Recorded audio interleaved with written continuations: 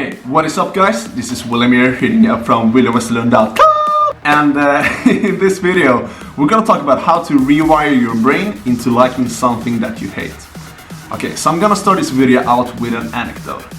So a couple of months back, I started a new class in school, a physics class, and a really comprehensive physics class, ranging from everything from acoustics to electromagnetics to optics. And since I didn't pay much attention in physics class back in high school when I wasn't, really that ambitious, this was a fucking nightmare because the course expected you to have a lot of background knowledge with you from high school. So yeah, I had to put a lot of time into this class basically. So it wasn't really that I thought that the physics class was boring, but rather it was that I had to put so much time and so much effort into something that I really wasn't that interested in. I wanted to do other stuff. I wanted to put, articles up on the blog. I wanted to put these YouTube videos up, hit the gym hard, program on my projects, all that kind of stuff. So it felt that I had such a misdirection of where I wanted to put my focus basically. And what happened was that I got really drained. And not only on the day where I studied physics, but also on the other days I felt emotionally like shit because I couldn't stop think of physics. It just took up all the time pretty much. And rather than just enduring this, I realized that I needed to make a change and reframe my whole concept of physics and my relation to it. So this is what this video is going to be about as well. Okay, so following in this video is the actions I took and the habits I implemented into rewiring my brain to accept and actually like physics. And a big emphasis here is on like.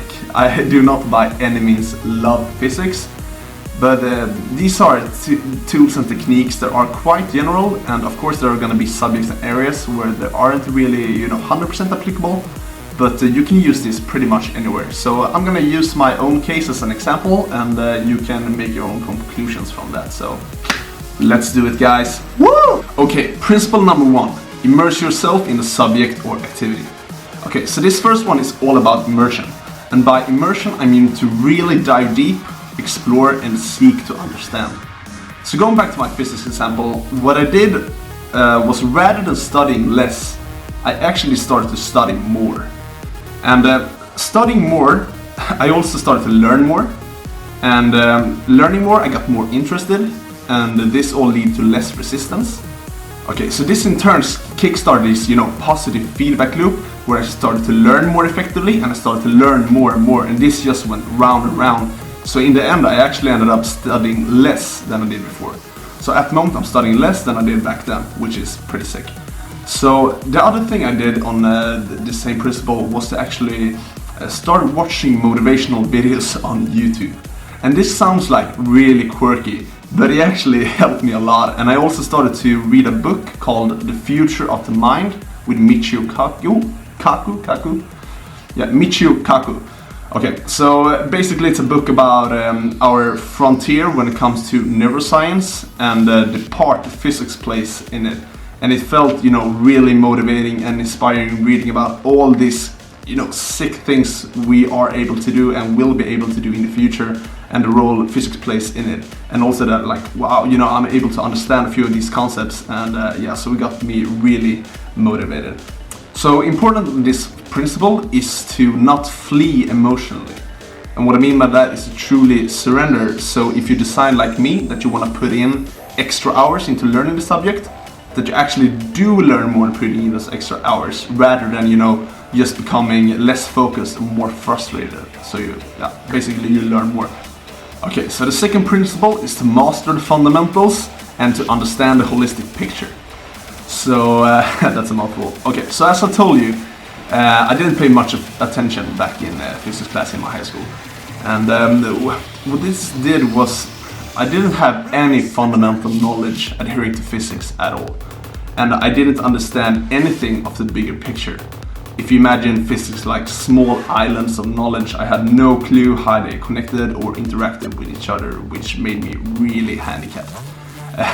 So, 1 second I could be calculating some integral from stemming from one of Maxwell's equations, and the other second I could just, try to learn a new concept in optics, and I had no clue that they were interrelated at all.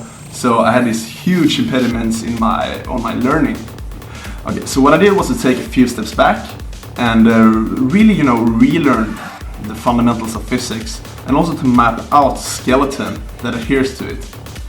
So this gave me, so much better prerequisites for learning, memorizing all the knowledge, and also to learn faster.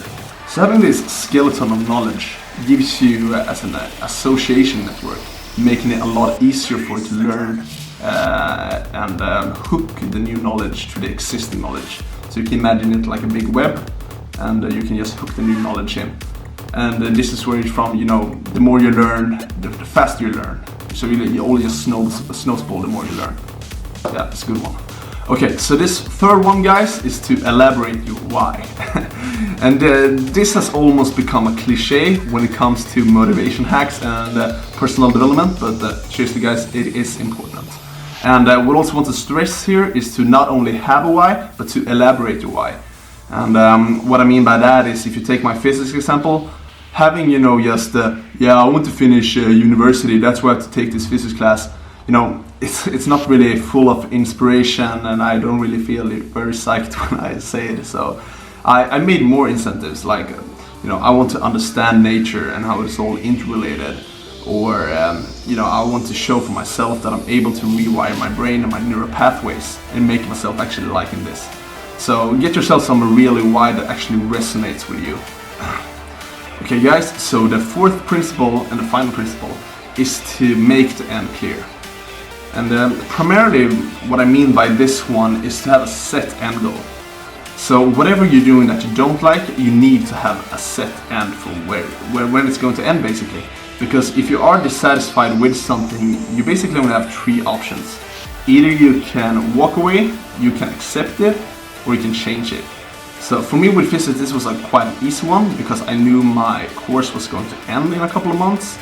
But let's say, for example, that you don't really like going to the gym, then maybe it could be a good end goal to I'm going to do this routine on this schedule for 3 months, and if I don't like it by then or something like that, I'm going to either change the routine, switch up the schedule, or maybe drop the gym and start some other activity that's more suited for you, because the gym is not for everyone.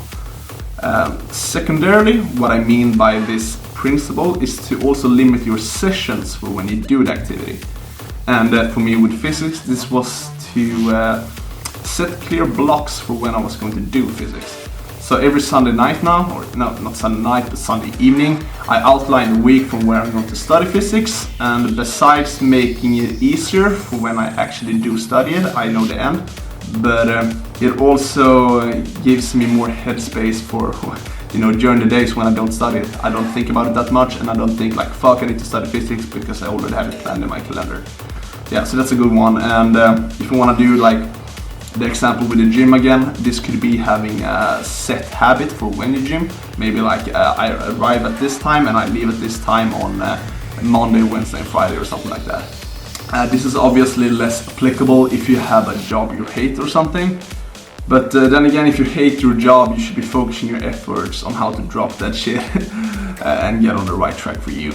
Okay, so there you have it, guys. 4 good principle, tool techniques, whatever you want to call them, to rewire your brain and to hack yourself to like something that you don't really like, or at least hate it a little bit less. So yeah, this was a quick video I just want to put out here, and I'll see you in the next video, and stay tuned. Bye, guys.